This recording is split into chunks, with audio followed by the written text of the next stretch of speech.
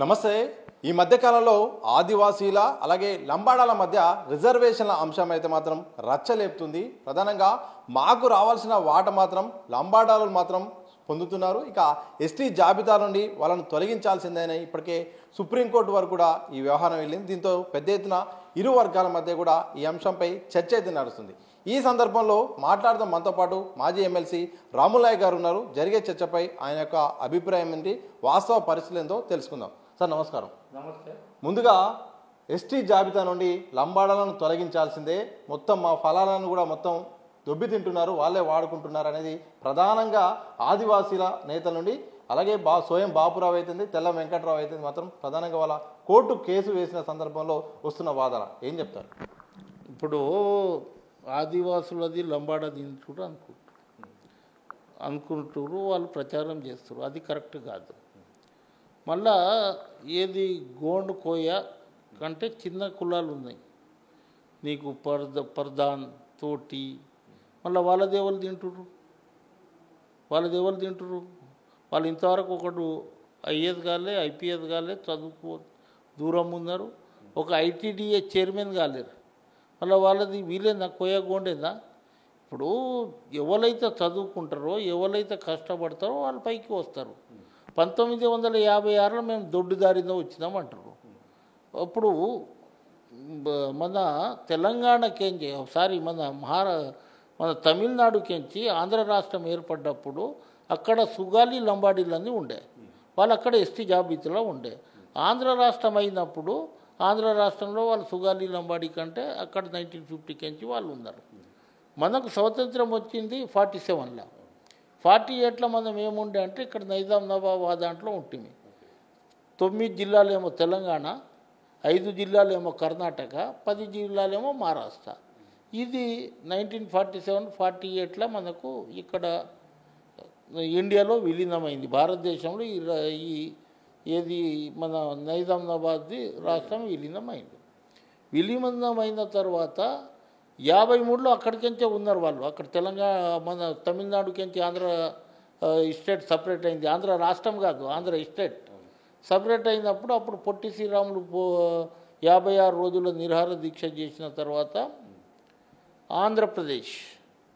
ఆంధ్రప్రదేశ్గా ఏర్పడితే 9 జిల్లాలేమో ఇవి ఆంధ్రప్రదేశ్లో పోయినాయి. తర్వాత 5 జిల్లాలేమో కర్ణాటకలో పోయినాయి. తర్వాత 10 జిల్లాలేమో మహారాష్ట్రలో పోయింది. ఇవాళ మేమందరం అన్నదమ్ములం, ఒకళ్ళ పిల్లలను ఒకళ్ళు చేస్తాం, చుట్టరికం ఉంది. మొత్తం భారతదేశంలో మాట్లాడేది ఒకే భాష, ఒకే వేషం, ఒకే సంస్కృతి, ఒకటే. మనం ప్రపంచంలో ఎక్కడ పోయినా బంజారా భాష ఒకటే ఉంటుంది, లంబాడీ భాష. ఒక దిక్కు 1 నేషన్ 1 ఎలక్షన్ అంటారు కేంద్ర ప్రభుత్వం. నేనేమంటున్నా అంటే 1 నేషన్ 1 రిజర్వేషన్. ఇవాళ కొన్ని జాగాలో మేము బీసీలు ఉందాం, కొన్ని జాగాలో ఎస్సీలు ఉందాం, కొన్ని జాగాలో ఎస్టీలు ఉందాం. ఇంతకుముందు స్వయం బాబురావు గిట హైకోర్టులో కేసు వేసాం. హైకోర్టులో కేసు వేసినప్పుడు హైకోర్టు డిస్మిస్ చేసింది. డిస్మిస్ చేసిన తర్వాత ఇంకా గత్యంతరం లేక ఆ రోజు 2017లో ఇట్లనే రెచ్చగొట్టి దాన్ని బీజం పోసింది ఎవరు తెలుసా? లంబాడ గోండ్ల మధ్య వ్యత్యాసం తీసుకొచ్చింది మన బీఆర్ఎస్ పార్టీ. ఆ రోజు కేసీఆర్ ముఖ్యమంత్రి ఉన్నప్పుడు ఈ రాములు నాయక్ రిజర్వేషన్ అడుగుతుండ్రు, రాములు నాయక్ తాండలో రెవెన్యూ విలేజ్ అడుగుతుండ్రు, రాములు నాయక్ వాళ్ళ హక్కుల గురించి అడుగుతారు, ఆదివాసీలు ఏం అడుగుతలేరు, అందు గురించి అంత మీరు తింటురు అని ఉసగొల్పి వాళ్ళకి డబ్బులు ఇచ్చి, తర్వాత అక్కడ ఒక దాడి జరిగి, తర్వాత ఇక్కడ మన సరూర్ నగర్ అక్కడ ఒక మీటింగ్ పెట్టుకొని, తర్వాత వాళ్ళ పోటీగా ఒక లంబడోళ్ళు పెట్టుకొని ఇది నడుస్తూ ఉంది. ఇప్పుడు ఎలక్షన్ అంతకుముందు ఎండ్లో ఉండే స్వయం బాబురావు భారతీయ జనతా పార్టీలో ఉండే, తెల్ల వెంకట్రావు ఏ దాని మీద గెలిచిండు? బీఆర్ఎస్ మీద గెలిచిండు. ఇలా మీరు కాంగ్రెస్లో ఉన్నాడు, కాంగ్రెస్ ఎమ్మెల్యేలు చేస్తున్నారు అని అంటారు. వాళ్ళేమో అట్లనే ఆడు చేస్తుండు, అంత ఆదివాసులు లంబాడాల మధ్య చిచ్చు పెడుతుండు ఈ బాబురావు అని అక్కడ టికెటే రిజెక్ట్ చేశారు. తెల్ల వెంకట్రావు ఆడ గెలిచి నా ఏరియా డెవలప్మెంట్ అయితే లేదనే ఉద్దేశంతో ఇక్కడ వచ్చిండు. తెల్ల వెంకట్రావు ఏం ఒరిజినల్ కాదు, కాంగ్రెస్ పార్టీలో వచ్చిండు, ఏదో చేస్తుండు. అయితే తెల్ల వెంకట్రావు అయితే మాత్రం ఒరిజినల్ కాంగ్రెస్ కాదు, ప్రస్తుతానికి కాంగ్రెస్ పార్టీ టెక్నికల్గా అయితే మద్దతు తెలుపుతున్నారు. కానీ సోయం బాబు అయితే మాత్రం కాంగ్రెస్ పార్టీ నుండి ఓవరాల్గా ఇద్దరు కూడా కాంగ్రెస్ పార్టీలో ఉండి విచిత్రమైన పరిస్థితి. ఒకవైపు మీరు పోరాడుతున్నారు, అలాగే ఇటు కేసులు వేసింది కూడా వాళ్ళిద్దరే. ఈ ప్రశ్న వచ్చినప్పుడు దీనికి ఏం సమాధానం? ఇప్పుడు వాళ్ళు కాంగ్రెస్ పార్టీలో ఉన్నారు అనుకుందాం, కాంగ్రెస్ పార్టీ వాళ్ళకి ఏం సపోర్ట్ చేస్తుంది, మాకు అపోజ్ చేస్తుంది అనుకుంటుర్రా? కాదు. ఎందుకంటే ఆ రోజు ఇందిరాగాంధీ రిజర్వేషన్ ఇచ్చింది మాకు. ఎస్సీ ఎస్టీలకు ఎప్పుడు కాంగ్రెస్ పార్టీ రిజర్వేషన్ తీయదు, రిజర్వేషన్ ఇంకా పెంచుతుంది. ఆ నమ్మకం మాకు ప్రభుత్వం మీద ఉంది. ఆ రోజే అప్పుడు ఇదే స్వయం బాబురావు సుప్రీంకోర్టులో కేసు ఇచ్చినప్పుడు, హైకోర్టులో కేసు ఇచ్చినప్పుడు మన రాష్ట్ర ప్రభుత్వానికి కేంద్ర ప్రభుత్వానికి నోటీస్ పంపించారు. అదే రోజు ఆ నోటీస్కి జవాబు కనుక ఇస్తే ఇవాళ ఇది ఉండకపోతుండే, ఈ కేసు డిస్మిస్ అయిపోతుంది. ఆ రోజు ఇక్కడ హైకోర్టులో డిస్మిస్ అయినట్లు సుప్రీంకోర్టులో ఇచ్చినప్పుడు డిస్మిస్ అయితే అయిపోతుండే అది. కానీ దానికి బీజం పోసి విషం కలిపి లంబాడాళ్ళు తినేస్తుర్రు మీద అని చెప్పి 1976లో మేము ఇక్కడ వచ్చినామని అంటారు. 1950కి మీరు ఉన్నారు కదా, 20 సంవత్సరాలు ఎవరు తిన్నారు? మళ్ళా మేము లేము కదా. అప్పుడు మీరు కోయా గోండు వాళ్ళ చిన్న చిన్న కులాలు, మీ దాంట్లో 30 కులాలు ఉన్నాయి కదా, ఇంకా వేరే వేరే పర్దాన్, తోటి, నాయక్ పొడి, వీళ్ళు వాళ్ళది ఎవరు తిన్నారు? మీరు తిన్నారా? అంటే మీరు చదువుకున్నారు, కొంత చదువుకొని తర్వాత GOMS నెంబర్ 3 ఏజెన్సీ ప్రాంతాల్లో మీరు లాభం పొందుతున్నారు, మేము కాదు. మేము చదువుకొని రిజర్వేషన్ని ఎట్లా ఉపయోగించుకోవాలని అనేది మేము ఉపయోగించుకున్నాం. ఆ కాంగ్రెస్ పార్టీ దయ వలన, బాబాసాహెబ్ అంబేద్కర్ రాసిన రాజ్యాంగం వలన, ఇందిరాగాంధీ రిజర్వేషన్ ఇచ్చిన దాంతో మేము బాగా చదువుకొని ఇవాళ IAS, IPS, గ్రూప్ 1, గ్రూప్ 2 అయినాం. కొంతమంది ఎంత పర్సెంటేజ్ అవుతారు అనుకుంటున్నావు? 2% గిట్ట లేము మేము. ఇంకా 99% ఇంకా రోడ్లు లేని తాండాలు ఉన్నాయి, తినడానికి తిండి లేదు. బొంబాయి, పూనకు వలసపోతారు మహబూబ్ నగర్కించి. మా వాళ్ళేమో ఇటు నారాయణఖేడ్ ఈ సైడ్లో కర్ణాటక బార్డర్లో చెరుకు కొట్టడానికి పోతారు. వాళ్ళ పిల్లలు డ్రాప్ అవుట్ అవుతారు, చదువుకు దూరం అవుతారు. ఇంకా లేబర్ పనులు మీరు హైదరాబాద్ అడ్డా మీద చూడండి, పంజాగుట్ట అడ్డా, కానీ మీరు హైదరాబాద్ అడ్డా మీద లేబర్ అడ్డా మీద ఎవరు ఉన్నారు? మేమంతా బాగుపడ్డాం కదా, మేమంతా కార్లు తిరుగుతున్నాం కదా, అది ఒకటే చూస్తున్నారు మీరు. 1% చదువుకున్న వాళ్ళు వచ్చారు. కానీ ఇవాళ 99% మా వాళ్ళు అడ్డా కూలీలు. ఇవాళ మా పిల్లలు గ్రాడ్యుయేట్ చేసుకొని నువ్వు ఎక్కడన్నా దావత్కు పోతే క్యాటరింగ్ మా వాళ్ళు చేస్తారు, ఎంగి ప్లేట్లు మా వాళ్ళు లేపుతారు. వాళ్ళ భాషలో మాట్లాడుతుంటే నేనైతే అన్నం గిట్ట తిన్నాను. ఇది ఏం పరిస్థితిరా బాబు, వీడు MA BSc చేసి ఇక్కడ ఫ్లైట్లు ఏంది బాబు ఇట్లా ఉందంటే, సార్ ఉద్యోగాలు దొరకలేక మేము ఈ విధంగా ఉందామని చెప్తారు. సోయం బాబురావుకు రాజకీయంగా వాళ్ళ అమాయకత్వాన్ని ఆసరా చేసుకొని, ఇప్పుడు ఎవరు తెల్ల వెంకట్రావు వాళ్ళ అమాయకత్వాన్ని ఆసరా చేసుకొని మేము మళ్ళీ రాజకీయ లబ్ధి పొందుదామనే ఉద్దేశంతో వాళ్ళు ఇది చేస్తారు, వాళ్ళని రెచ్చగొడుతున్నారు. ఏమన్నా ఉంటే కాయిదాల మీద డిస్కస్ చేయాలి, చట్టాలు చెప్పాలి. మేము ఎట్లా దొడ్డుదారిన వస్తారో మీరు కోర్టు కేసులు కదా, కోర్టులో మేము జవాబు చెప్పడానికి సిద్ధంగా ఉన్నాము. కానీ మీరు భౌతిక దాడులు కానీ భయపెట్టి ఇస్తుంటే కొంత ఇబ్బందిగా ఉంటుంది. మేము మొన్న ముఖ్యమంత్రి దృష్టికి గిట్ట మేము మాట్లాడుతున్నాం, ప్రభుత్వ దృష్టికి తీసుకుపోయినాం, చీఫ్ సెక్రటరీ దృష్టికి తీసుకుపోతున్నాం, మాట్లాడుతున్నాం. నేనైతే మా వాళ్ళకి చెప్తున్నాం, వాళ్ళు కోర్టుల కేసు వేసినంత మాత్రాన మీరు ర్యాలీలు కానీ ధర్నాలు కానీ వాళ్ళకి హీరో చేయకండి. అది నిలబడని కేసు, వాళ్ళు రెచ్చగొడుతురని మనం ఎందుకు రెచ్చిపోవాలి అనేది నేను చెప్తూ ఉన్నా, అప్పీల్ చేస్తూ ఉన్నా. ఇప్పుడు 1,00,000 కరపత్రాలు రేపు మొత్తం ఆల్ ఎమ్మెల్యేస్కు రాస్తా, ఆల్ ఎమ్మెల్యేస్కు ఇది రాస్తాను. 49 సంవత్సరాలు పోయి 50 సంవత్సరాలు మేము ఇప్పుడు గోల్డెన్ జూబ్లీ చేసుకో. ఈ సందర్భం నిజంగా 50 సంవత్సరాలు అవుతుంది రిజర్వేషన్ల ఫలాలు మీ చేతికి వచ్చి. ఇలాంటి ఒక సంతోషమైన సంబరాలు చేసుకున్న సందర్భంలో ఎస్టీ జాబితా నుండి లంబాడాలను తొలగించాలని ఒక అంశం వచ్చింది. ఇబ్బంది అనిపించిందా ఇలాంటి పరిస్థితిని చూస్తే? ఇబ్బంది అనిపించదా? భారతదేశంలో అనేక మూమెంట్లు జరిగినాయి. నేను తెలంగాణ మూమెంట్లో నేను ప్రధాన పాత్ర పోషించిన కేసీఆర్కి మీ అన్ని ఛానళ్ళకు తెలుసు. మాకు తెలంగాణ రాష్ట్రం కావాలి కానీ ఆంధ్రలో ఇక్కడికి ఎలగొట్టండి అని చెప్పలే కదా. మాకు జరుగుతున్న అన్యాయం చెప్పినాం, రాష్ట్రం ఎందుకు కావాలన్నాం, రాష్ట్రం సాధించినాం. వాళ్ళకి జరిగిన అన్యాయం ఏ రంగంలో జరిగిందో కూర్చుందాం. ప్రభుత్వం ఉంది, యంత్రాంగం ఉంది. మీరేదో ర్యాలీలు పెట్టి లేకుంటే రకరకాలుగా డబ్బులు వసూలు చేసుకొని మీ పబ్బం గడిపితే ర్యాలీలు ధర్నాలు మేము చూసిన వాళ్ళం కాదు, అన్నీ చూసిన వాళ్ళమే. మూమెంట్లకించి వచ్చిన వాళ్ళం, మీరు గిట్ట వచ్చిన వాళ్ళే. ఇవాళ ఎక్కడన్నా మేము మాకు ఇది కావాలి అని అడుగుతారు కానీ వీళ్ళని తీసేయండి ఏమన్నా డిమాండ్ అది? ఇప్పుడు వరకు మన ప్రపంచంలో చాలా ఇదైనాయి, చాలా రకాలుగా డిమాండ్లు వచ్చినాయి. కానీ వీళ్ళని చంపేయండి అని ఎక్కడ రాలే. వీళ్ళని తీసేయండి.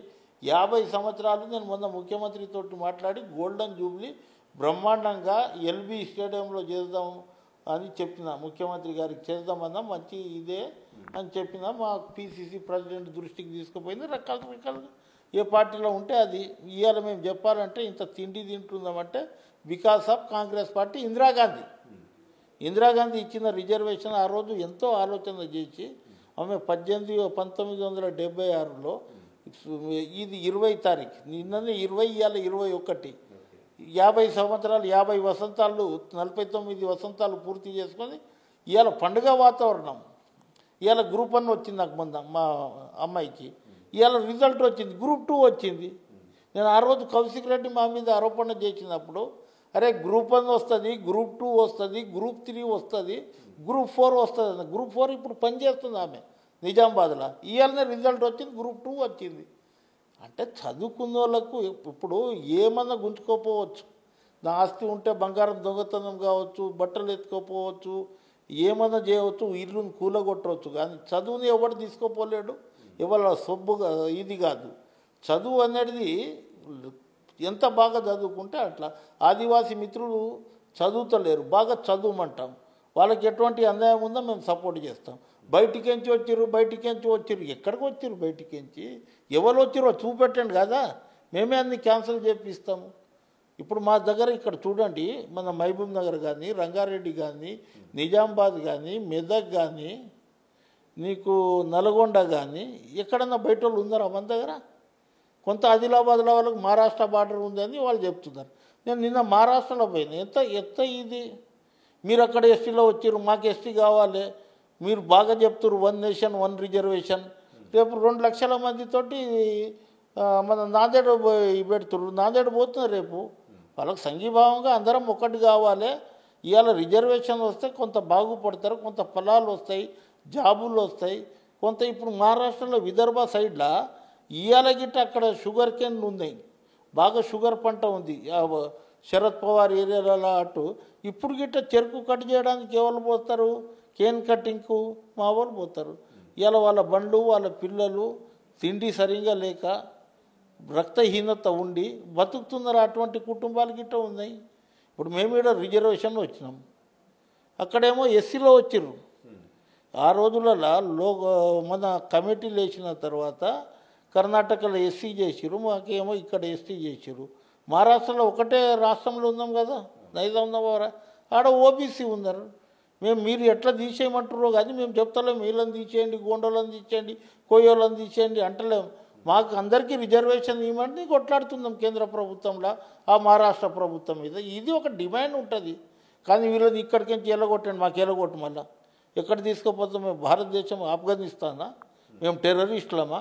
ఎప్పుడు దొంగలు లంబడోళ్ళు దొంగలు అంటే కొంతమంది హట్ అవుతున్నాం మేము. ఎందుకంటే ఏదో తాడోపేడో తెలుసుకుంటాను, నేను తాడోపేడో తెలుసుకుంటా.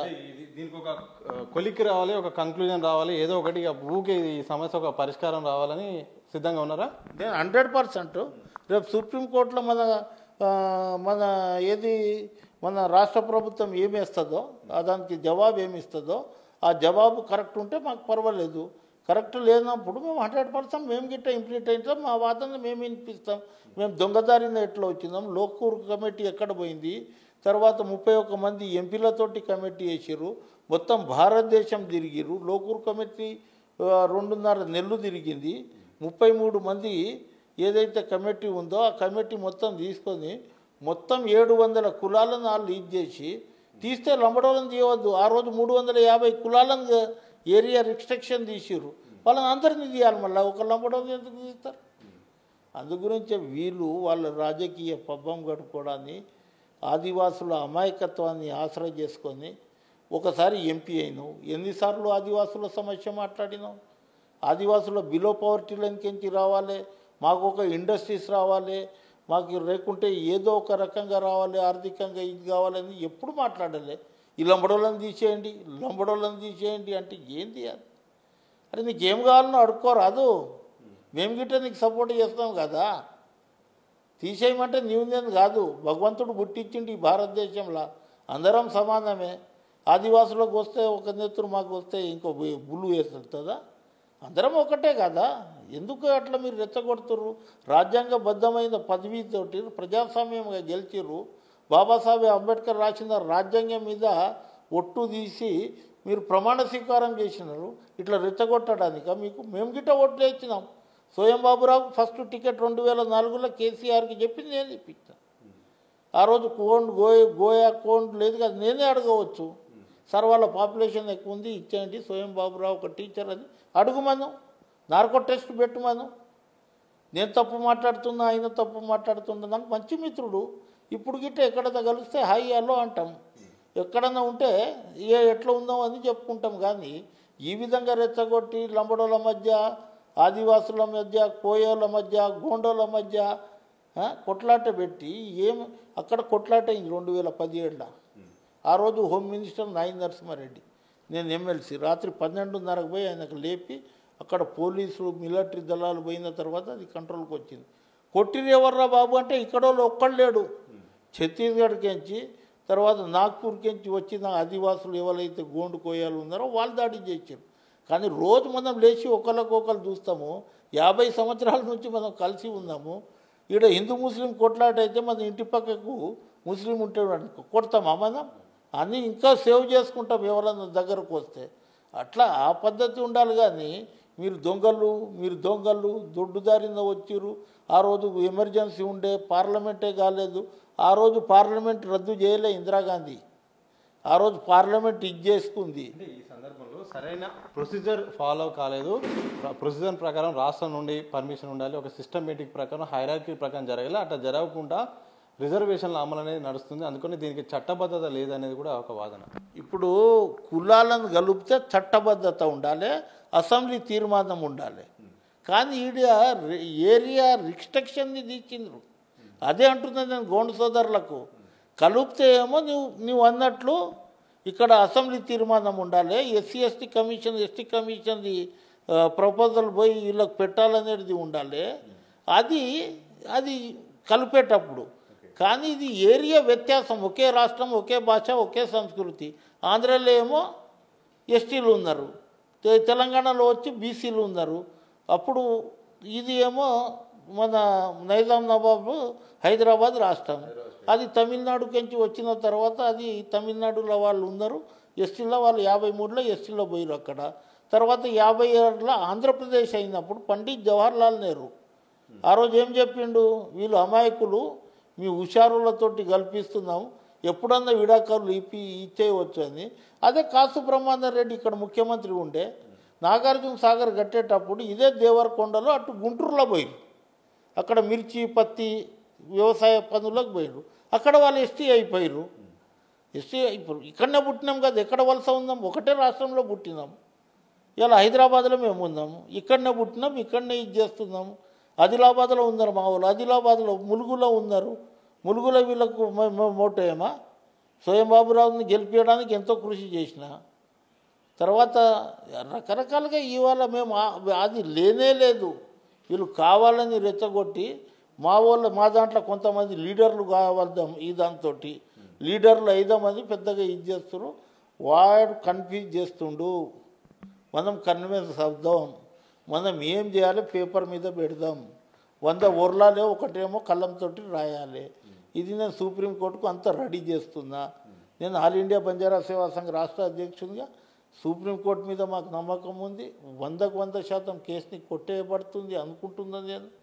కానప్పుడు అది సుప్రీంకోర్టుకు గిట్ట పవర్ లేదు. అది చట్టబద్ధత చేయాలంటే పార్లమెంటే చేయాలి.